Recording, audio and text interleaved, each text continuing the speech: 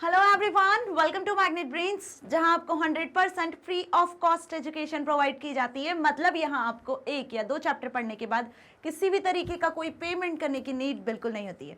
साथ ही आप यहां पर सीयूईटी, एनटीएससी, ओलंपियाड जैसे कॉम्पिटिटिव एग्जाम की प्रिपरेशन भी कर सकते हो बिल्कुल फ्री ऑफ कॉस्ट। सो इसी अच्छी बात से स्टार्ट कर लेते हैं आज की इस वीडियो को। This is professor Varsha Gupta, your IT educator for class 9th information technology, book code 402 का पार्ट ए एम्प्लॉयबिलिटी स्किल्स को हम कंटिन्यू कर रहे हैं, जिसका आज इस वीडियो में डिस्कस करने वाले हैं चैप्टर नंबर 18 के असेसमेंट टाइम को। Yes students, chapter number 1 to 18 पूरा कंप्लीट कर चुके हैं। सारे वीडियो लेक्चर्स अवेलेबल है the one and only magnet brains पर। यूट्यूब की लिंक आपको मिल जाएगी प्लेलिस्ट की, आप एक्सेस कर सकते हो सारे वीडियो लेक्चर्स को, या फिर आप magnetbrains.com वेबसाइट से एक्सेस कर सकते हो, या फिर आप मोबाइल ऐप को भी प्ले स्टोर से डाउनलोड कर सकते हो। सभी जगह से, तीनों प्लेटफॉर्म से सारे वीडियो लेक्चर्स 100% फ्री, आप कितनी भी बार देख सकते हो। अब इन सभी वीडियो लेक्चर्स में सारे चैप्टर्स के टॉपिक वाइज वीडियो लेक्चर्स मिल जाने हैं आपको। साथ ही आप असेसमेंट क्वेश्चन आंसर्स को, एमसीक्यूज को, फिलअप ट्रू फॉल्स एक्सरसाइज को डिस्कस कर सकते हो, देख सकते हो, या फिर आप वन शॉट रिविजन्स को भी एक्सेस कर सकते हो। सारी चीजें अवेलेबल है। ओके, आज की इस वीडियो में हम चैप्टर नंबर 18, जो कि आपका पार्ट ए का लास्ट चैप्टर है, लास्ट यूनिट का इंपॉर्टेंस ऑफ ग्रीन इकोनॉमी के असेसमेंट को डिस्कस करेंगे। ये वीडियो बहुत ज्यादा इंपॉर्टेंट है क्योंकि इस चैप्टर पर बेस्ड क्या क्वेश्चन आंसर्स, एक्सरसाइजेस बनती है, वो हमें आज की इस वीडियो से पता चलेगी। ओके, अब जैसे कि आप सभी को अच्छे से क्लियर है क्या कि पार्ट ए जो है आपका एम्प्लॉयबिलिटी स्किल्स, इसमें जितने भी 18 चैप्टर्स हमने देखे हैं वो सभी चैप्टर्स थियोरिटिकल चैप्टर्स हैं, कुछ भी प्रैक्टिकल जैसा नहीं है। तो कैसे आपको इन सभी चैप्टर्स को अपने एग्जाम के लिए प्रिपेयर करना है वो हमें असेसमेंट टाइम से ही पता चला है, क्योंकि हर चैप्टर पर बेस्ड किस तरीके के क्वेश्चन आंसर्स हैं, कैसे एक्सरसाइज बन सकती है, वो हमें इससे ही आइडिया लगता है। तो ये असेसमेंट वाला जो पार्ट है ना हर चैप्टर्स का, बहुत इंपॉर्टेंट है स्टूडेंट्स, इसको मिस बिल्कुल मत करना और सारे वीडियो लेक्चर्स जरूर देखना, सभी चैप्टर्स को अच्छे से पढ़ना, ताकि आप इस पर्टिकुलर असेसमेंट में जो भी एक्सरसाइजेस दी रहती है उनके क्वेश्चन आंसर्स को आप इजीली सॉल्व कर सकते हो। राइट, चलो तो स्टार्ट कर ले। फर्स्ट है मल्टीपल चॉइस क्वेश्चंस, मतलब ऑब्जेक्टिव टाइप क्वेश्चंस। क्वेश्चन आपको दिया रहेगा, 4 ऑप्शन आपके सामने रहेंगे, उनमें से सही ऑप्शन आपको बताना है। फर्स्ट क्वेश्चन है, green skill is ability to. Green skill क्या है? Basically plant trees, protect trees, identify trees, conserve the environment. So इस यूनिट का मोटिव यही था इस पर्टिकुलर बुक में रखने का कि हर एक पर्सन, हर एक पीपल, ह्यूमन के अंदर ग्रीन स्किल डेवलप हो सके। मतलब क्यों? क्योंकि हम कहीं ना कहीं इन्वायरमेंट पर डिपेंड करते हैं और इन्वायरमेंट से जो नेचुरल रिसोर्सेज आपको मिल रहे हैं उनको हम एक्सेस करते हैं। राइट, उनके बिना आप नहीं रह सकते हो, है ना। सो हर एक पर्सन के अंदर ग्रीन स्किल्स होना बहुत ज़रूरी है, जिसके थ्रू वो इन्वायरमेंट को कंजर्व कर सकता है, प्रिजर्व कर सकता है, नेचुरल रिसोर्सेज को बचा कर रख सकता है। सो यही सारी चीज़ें हमने इस चैप्टर में अच्छे से पढ़ी हैं, है ना। So what is the correct answer? The correct answer is D, that is conserve the environment. Green skill is ability to conserve the environment. Okay, now next, setting up solar panels is an example of. Solar panel को set करना ये किसका example है? जो solar panels का use किया जाता है, जिसके थ्रू इलेक्ट्रिसिटी प्रोड्यूस की जाती है सनलाइट का यूज करके। राइट, तो ये किसका एग्जाम्पल है? Basically option A green job, option B social job, option C traffic job, option D hydel work. So ये जो आपका करेक्ट आंसर हो जाएगा इसका, वो होगा ग्रीन जॉब, है ना। ग्रीन जॉब से रिलेटेड ये सोलार पैनल्स हैं। कैसे? देखो, एनवायरनमेंट में एनर्जी को सस्टेन करना, एनर्जी को बचाना, ये भी एक बहुत ज़रूरी है, क्योंकि आजकल एनर्जी भी बहुत ज़्यादा वेस्ट हो रही है। तो कहीं ना कहीं उसी के बिहाफ पे रिसोर्सेज भी कम होते जा रहे हैं। राइट, तो सोलार पैनल्स एक ऐसा इन्वेंशन है जिसकी मदद से इजीली सनलाइट के थ्रू एनर्जी प्रोड्यूस हो सकती है, इलेक्ट्रिसिटी प्रोड्यूस हो सकती है। तो इसे हम किस में इंक्लूड कर सकते हैं? ग्रीन जॉब में इंक्लूड कर सकते हैं। ओके, तो ये भी एक टाइप का ग्रीन स्किल ही है। Right students, now green economy can lead to, green economy can lead to new job opportunities, low carbon economy, better quality of life on this planet, या all of this। so green economy यदि आपको अच्छे से clear है इस chapter का main motive यही था कि किस तरीके से ग्रीन इकोनॉमी को लेकर आया जा सके, ग्रीन इकोनॉमी को मेंटेन करके रख सके हम अर्थ प्लैनेट पर। यही इस चैप्टर का मेन मोटिव था, मेन मुद्दा था जिसके बारे में हमने पूरा पढ़ा। तो ग्रीन इकोनॉमी का मतलब क्या हुआ यहाँ पर, new job opportunities, low carbon economy, better quality of life on this planet, या ऑल ऑफ दिस। सो यहाँ पे जो करेक्ट आंसर होगा वो होगा ऑल ऑफ दिस। क्यों?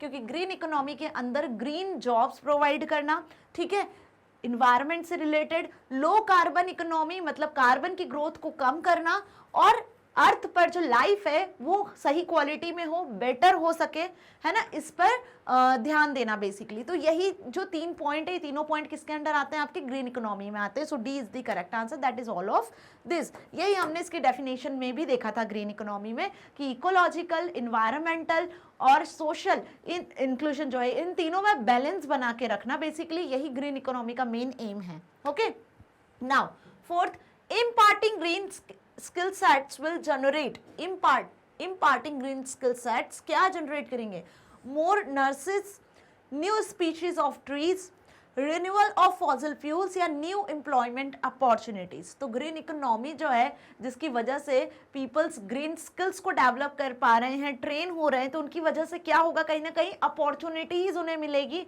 और वो जॉब कर पाएंगे, राइट, अनएम्प्लॉयमेंट कम हो पाएगी। So D is the correct answer, that is new employment opportunities. Okay, समझ में आ गया। Now fifth, manufacturing diesel generator sets is an example of green job. Manufacturing diesel generator sets is an example of green job. क्या diesel generator sets जो है वो green job का example है? नहीं ना, क्योंकि पेट्रोल डीजल ये तो सब पॉल्यूशन करते हैं, राइट। इनकी वजह से जो फॉसिल फ्यूल्स वगैरह जो निकलते हैं, फ्यूल्स वगैरह होते हैं, वो कहीं ना कहीं हमारे इन्वायरमेंट को पॉल्यूट करते हैं। तो क्या ये ग्रीन जॉब की कैटेगरी में आते हैं? ट्रू, पार्शियली ट्रू, फॉल्स या पार्शियली फॉल्स। सो ऑब्वियस ये आंसर क्या हो जाएगा आपका, फॉल्स हो जाएगा। सो सी इज द करेक्ट आंसर। समझ में आ गया? पांचों एमसीक्यूज आपको क्लियर है अच्छे से? आपकी बुक में आंसर नहीं है, आंसर मार्क करते चलना, राइट। नाउ अब हम डिस्कस करेंगे कुछ फिलअप्स। तो एमसीक्यूज हमने देख लिया, ऑब्जेक्टिव टाइप क्वेश्चंस क्या बन सकते हैं। अब कुछ फिलअप्स हैं जिनके लिए आपको हिंट भी दी हुई है। हिंट पढ़ लो भाई, green economy, bamboo, green, environmental और resource.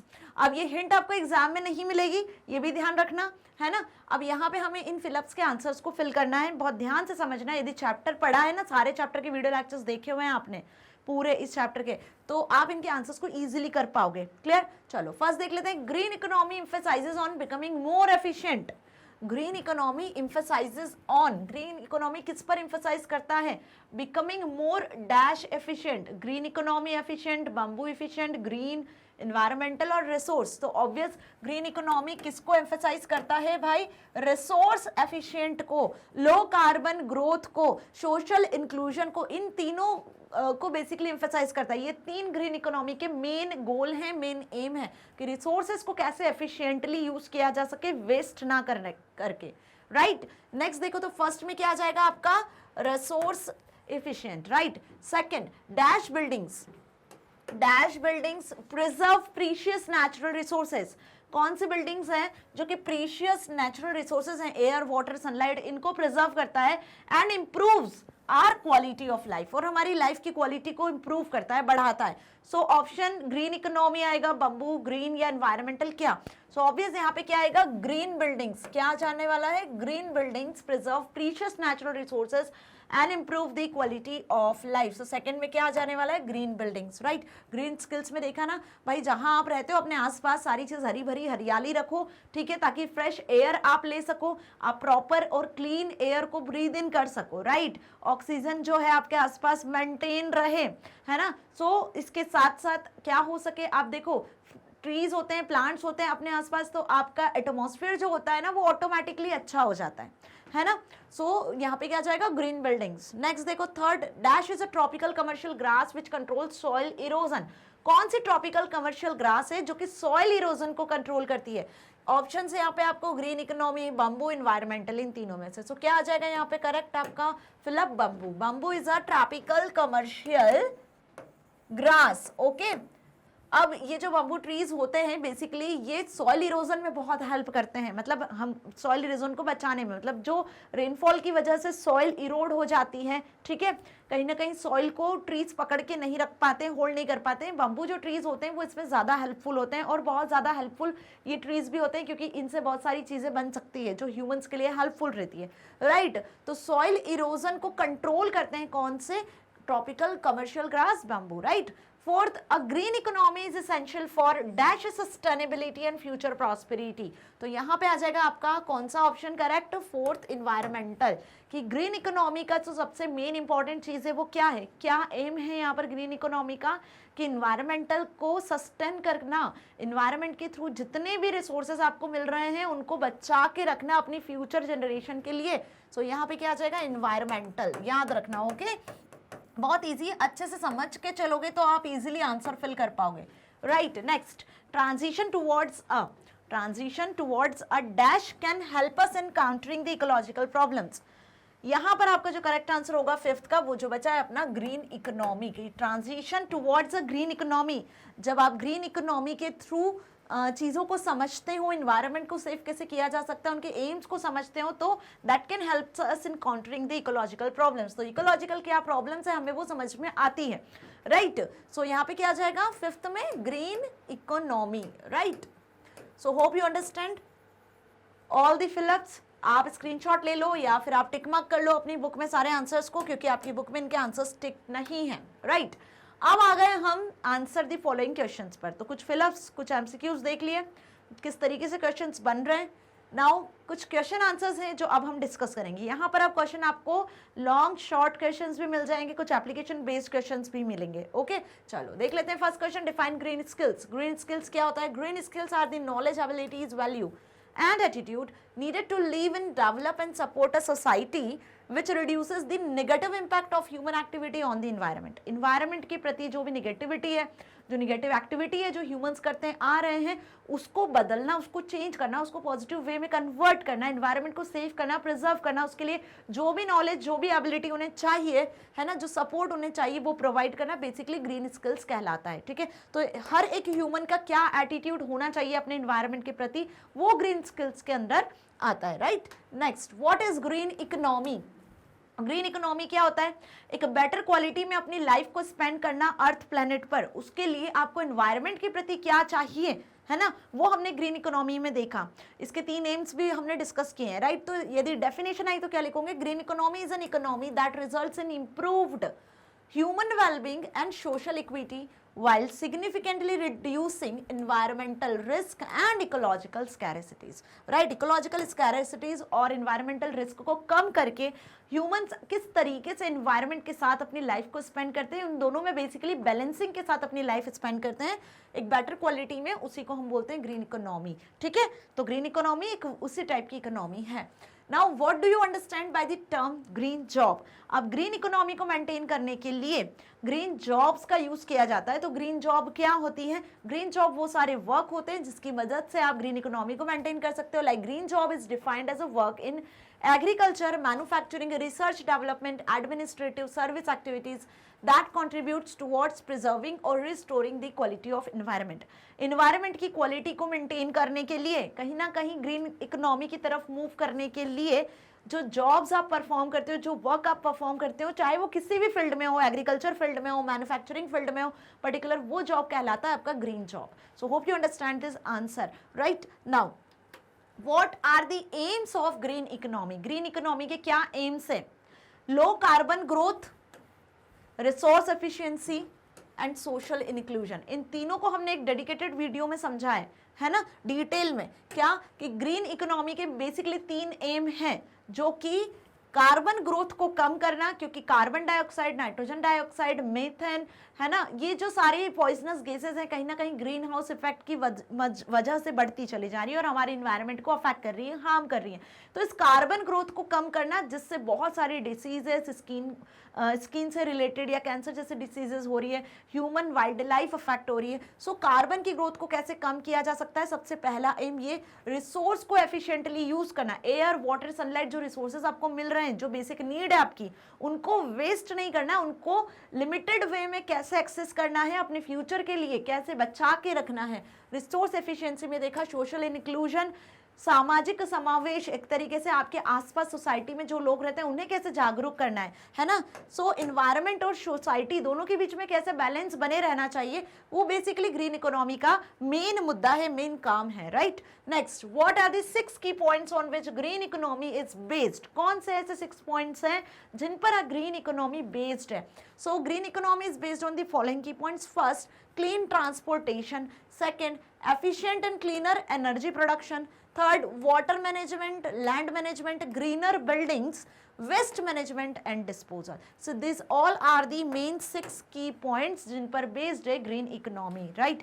Next, explain the term sustainable development. Sustainable development क्या होता है, अब इसको आपको बताना है। तो सस्टेनेबल डेवलपमेंट मतलब कि जो भी ग्रीन इकोनॉमी के थ्रू आप जो भी वर्क कर रहे हो, जो एम्स हैं, जो रिसोर्सेज को आप बचा के चल रहे हो अपने फ्यूचर जनरेशन के लिए, तो that is called sustainable development. So it means the development that fulfils the need of present generation without exhausting the resources for future generation.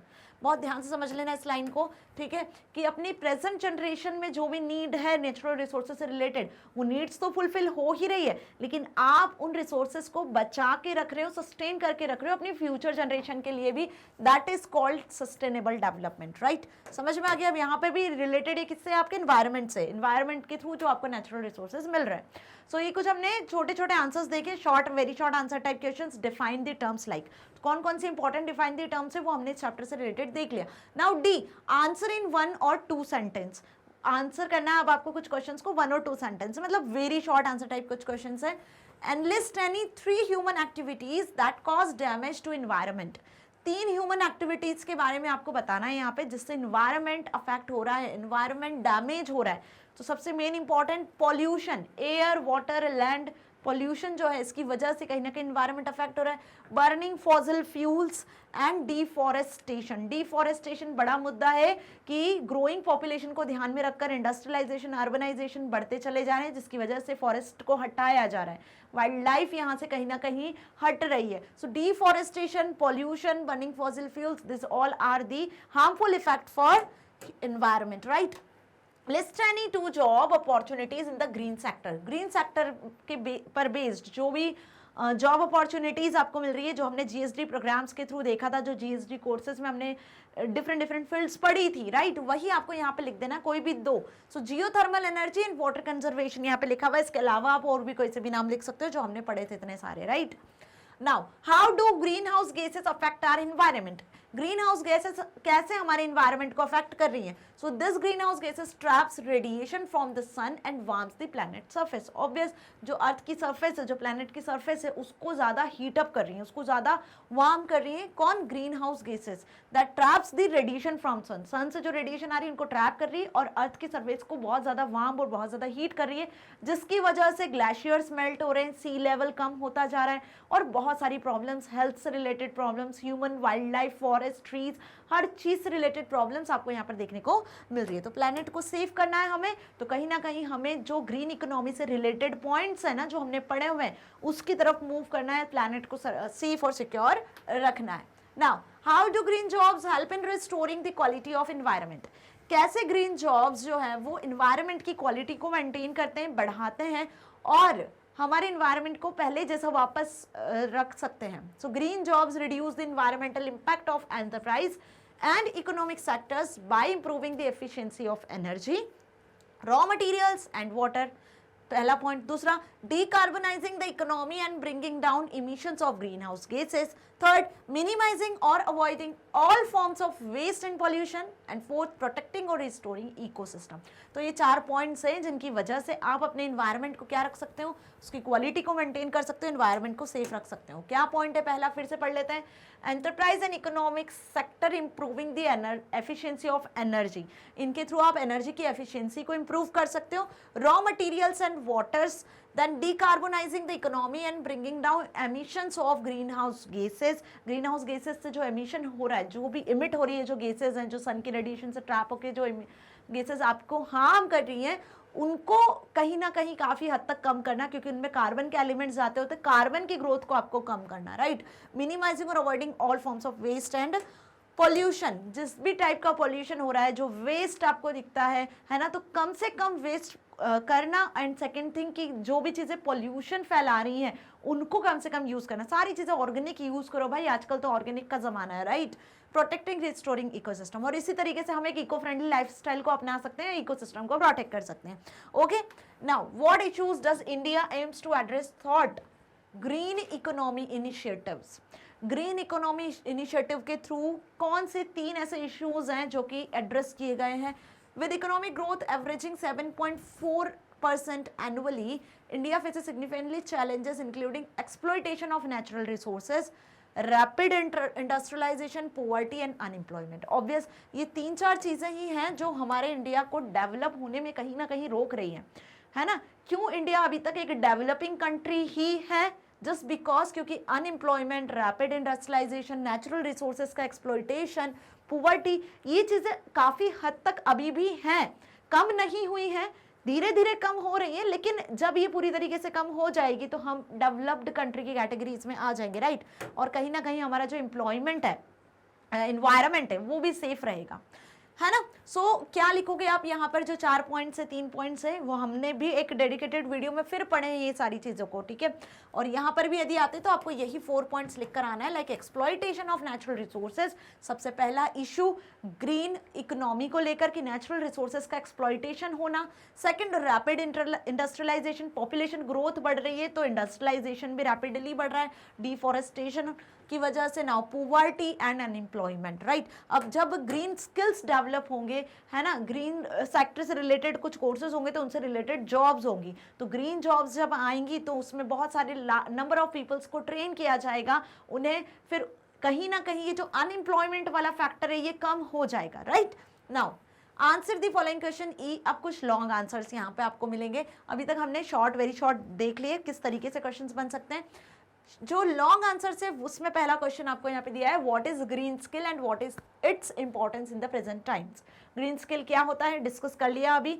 अब प्रेजेंट टाइम में इसकी क्या इंपॉर्टेंस है ना। So green skills are those skills needed to adopt processes, services and products to climate change and the environmental regulations and requirements related to it. They include the knowledge, abilities, values and attitudes needed to live and develop and support a sustainable and resource efficient society. वही सारी lines है जो अभी तक हमने पढ़ी है ना, कि ग्रीन स्किल्स वो सारे स्किल्स होते हैं, है ना, that needed to adopt processes, services and products to climate change and environmental regulations and requirements related to it. भाई इन्वायरमेंट से रिलेटेड जो भी रिक्वायरमेंट है, जो भी ज़रूरतें हैं, है ना, वो हमें कहीं ना कहीं अडॉप्ट करनी होगी, ठीक है। आप जो इन्वायरमेंट से एक्सपेक्ट करते हो, इन्वायरमेंट आपको वही चीज़ दे, उसके लिए आपको इन्वायरमेंट को वैसा ही रखना पड़ेगा, चाहे कोई भी प्रोसेस, कोई भी सर्विस हो, राइट। दे इंक्लूड, अब ये ग्रीन स्किल की डेफिनेशन देखो यहाँ पे आ गई है, क्या कि green skills include knowledge, ability, values and attitudes needed to live in. और इसके लिए आपको अपने इन्वायरमेंट से रिलेटेड, है ना, क्या नॉलेज होना चाहिए, एबिलिटी होना चाहिए, वैल्यूज पता होनी चाहिए, ऐसा एटीट्यूड आपको अपनाना है जिससे कि आप क्या कर सको, नेचुरल रिसोर्सेज को, इन्वायरमेंट को रिस्पेक्ट कर सको, उनको सस्टेनेबल वे में एक्सेस कर सको, है ना, इफिशिएंट वे में आप रह सको रिसोर्सेज के साथ, like. Now, explain the concept of social inclusion. Social inclusion is the third main goal of green economy.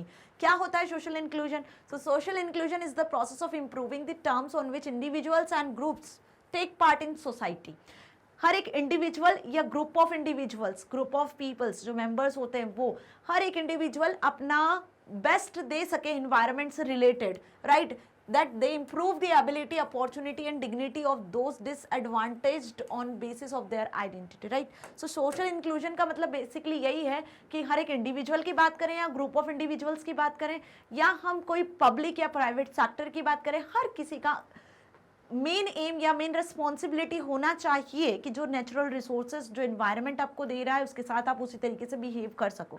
जब आप राइट तरीके से बिहेव करोगे, क्वालिटी मेंटेन करोगे अपने इन्वायरमेंट, बेसिक रिसोर्सेज के लिए जो ग्रीन इकोनॉमी के मेन मुद्दे हैं, यदि उनका ध्यान रखोगे आप, तो कहीं ना कहीं इन्वायरमेंट के थ्रू आपको वो सारी चीज़ें भी मिलेंगी, right. Now how can the youth benefit from the green skills development programme?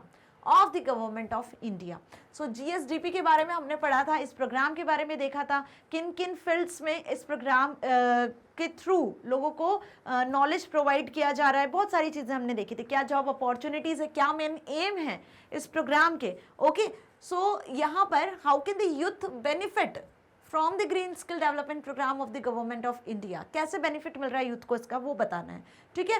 तो ये पर्टिकुलर जो प्रोग्राम है ये यूथ को फैसिलिटी दे रहा है, यहाँ पर वो जॉब अपॉर्चुनिटीज प्रोवाइड कर रहा है ग्रीन स्किल से related. So the green skill development programme of the ministry of environment, forest and climate change is an initiative for skill development in the environment and forest sector to enable India's youth to get gainful employment or self-employment, right? Self-employment और gainful employment, unemployment को कहीं ना कहीं हटाने के लिए programme चलाया गया है जिसके थ्रू लोगों को एम्प्लॉयमेंट भी मिले और साथ ही वो जो हमारे फॉरेस्ट हैं, जो इन्वायरमेंट है उसको सेफ रख सके। Okay, now what are the benefits of moving towards green economy, green economy की तरफ जो मूव कर रहे हैं हम लोग आजकल, उसके क्या बेनिफिट्स हैं? ऑब्वियस, एनवायरनमेंट सेफ सिक्योर रहेगा, प्रिजर्व करके आप रख सकते हो नेचुरल रिसोर्सेज को, है ना।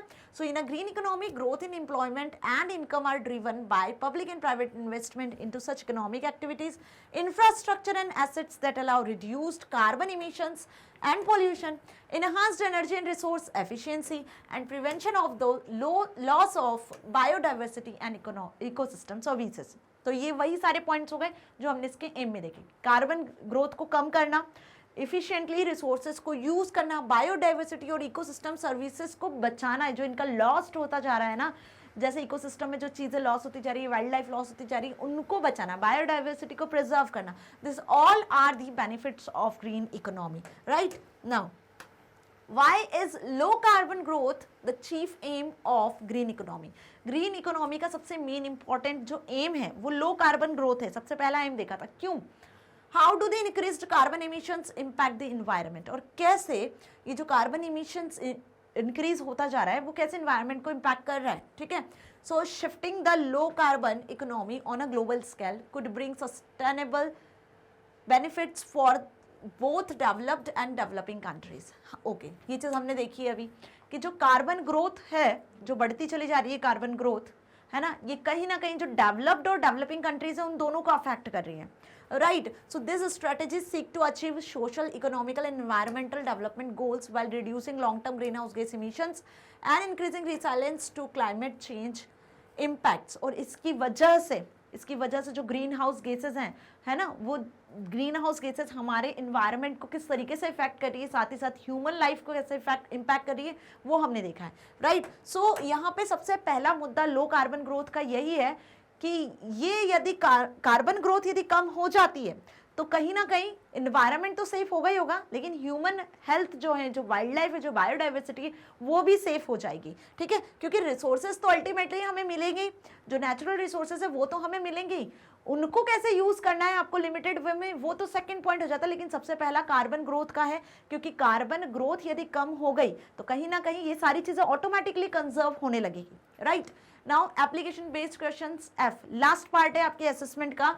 अब कुछ एप्लीकेशन बेस्ड क्वेश्चन ये आपसे 4-5 मार्क्स में आपके एग्जाम में पूछे जाते हैं। अभी तक जितने भी क्वेश्चंस देखे वो हमने 2-3 मार्क्स के देखे, ठीक है, वेरी शॉर्ट 1 मार्क के भी थे कुछ इसमें, लेकिन एप्लीकेशन बेस्ड क्वेश्चंस आपसे लास्ट सेक्शन में हमेशा आपके पेपर में पूछे जाते हैं और 4-5 मार्क्स में। सो पहला क्वेश्चन यहाँ पे दिया हुआ है, imagine you are involve in green skill development program. Okay, some students have come to your office to know about some of the fields covered under this program, suggest them some job opportunities involving green skills। क्या बोला है यहाँ पे आपसे कि green skill development programme जो हमने पढ़ा हुआ था उसके बारे में आपको बताना है कि इस पर्टिकुलर प्रोग्राम के थ्रू क्या जॉब अपॉर्चुनिटीज बन सकती है। Okay, so the green skill development programs GSDP of the Ministry of Environment, Forest and Climate Change is an initiative for skill development in the environment and forest sector to enable India's youth to get gainful employment and और self employment. ये line हम आगे पढ़ चुके हैं GSDP programme के बारे में भी, और इस पर एक हमने पर्टिकुलर वीडियो भी बनाया हुआ है ना, कि इस पर्टिकुलर प्रोग्राम के थ्रू जो पीपल्स हैं, जो ह्यूमंस हैं, वो ग्रीन स्किल्स के थ्रू ट्रेन हो सकते हैं, ठीक है, वो ग्रीन सेक्टर में जॉब्स ले सकते हैं जिसके थ्रू उन्हें एम्प्लॉयमेंट मिल सकता है और साथ ही वो अपने इन्वायरमेंट और फॉरेस्ट को कैसे प्रिजर्व करना है वो सीखते हैं, right. The program endeavors to develop green skilled workers having technical knowledge and commitment to sustainable development, right? अब यहाँ पे उन्हें टेक्निकल नॉलेज प्रोवाइड किया जाता है, ठीक है, किस तरीके से रिसोर्सेज को बचा के रखना है अपने आने वाली फ्यूचर जनरेशंस के लिए, और प्रेजेंट में जो लोग हैं उनकी नीड्स को कैसे सेटिस्फाई करवाना है. Okay, it will help in the attainment of the national determined contributions, sustainable development goals, national biodiversity. Okay, so these three are the major roles जो कि इस particular program के हैं, right? Now, Bahadur Lal is working as a junior officer in the national park. Bahadur Lal is working as a junior officer in national park. How is he contributing towards green economy? Justify your answer. कुल मिला के इस question में आपसे फिर green economy के बारे में ही पूछा है कि ग्रीन इकोनॉमी क्या होती है बताओ, ठीक है. एक एग्जांपल दिया हुआ है जस्ट आपको यहाँ पर किसका, कि बहादुर लाल जो कि नेशनल पार्क में एक ऑफिसर हैं, तो वो कैसे ग्रीन इकोनॉमी को मेंटेन करेंगे उस पार्क में, right. So he is working as a junior officer in this park and his contribution towards green economy are as follow. First, protecting the national parks, national park को protect करना उनकी सबसे पहली जिम्मेदारी. कैसे? Enforce local, state and federal laws within the area of support green economy. जो भी laws बनाए गए हैं, जो पॉलिसीज बनाई गई हैं, है ना, सोसाइटी के लिए, वहाँ पर रहने वाले लोगों के लिए, आसपास के जो भी वाइल्ड लाइफ एनिमल्स हैं या फिर पीपल्स हैं, उनके लिए जो भी लॉज पॉलिसीज बनाई गई हैं उनको ध्यान रखना और उन्हीं के थ्रू ग्रीन इकोनॉमी को सपोर्ट करवाना. Regular patrolling and recreation of park, park को मेंटेन करके रखना, पेट्रोलिंग करना रेगुलरली और रिक्रिएट करना. मतलब देखो कुछ ऐसी चीज़ें होती हैं जो प्लांट्स वगैरह होते हैं उनको टाइम टू टाइम मैनेज करना, ये सारा काम उनका होगा, राइट. सो किस तरीके से वो ग्रीन इकोनॉमी मेंटेन करे उसके बारे में आपको यहाँ लिखना है. तो कुल मिला के ग्रीन इकोनॉमी के कुछ पॉइंट्स आपको यहाँ लिख देने हैं, राइट. सो यहाँ पे फिनिश हुआ आपका आज का वीडियो जिसमें हमने पूरी अच्छे तरीके से असेसमेंट को समझा है, सारी चीज़ें कवर कर ली, fill ups, true false, MCQs and कुछ क्वेश्चन आंसर्स, किस टाइप के क्वेश्चन आंसर्स बन सकते हैं इस चैप्टर से. Hope you understand everything, right. और यहाँ पे हमारा पूरा पार्ट ए फिनिश हुआ है. नेक्स्ट वीडियो में हम डिस्कस करेंगे इस चैप्टर के वन शॉट को, मतलब पूरा चैप्टर आपको मिलेगा सिर्फ एक वीडियो में. So don't miss this video. Magnet brains आपको प्रोवाइड कर रहा है K-12 के साथ साथ CBSE, NTSC, olympiad, spoken English, UP Bihar board जैसे कॉम्पिटिटिव एग्जाम की प्रिपरेशन भी, ताकि आप अपनी बोर्ड एग्जाम में 100% मार्क्स को स्कोर कर सकते हो, साथ ही साथ अपनी लाइफ में कुछ बहुत अच्छा अचीव कर सकते हो. मिलेंगे नेक्स्ट वीडियो में. Till then stay here, stay happy. Thank you so much.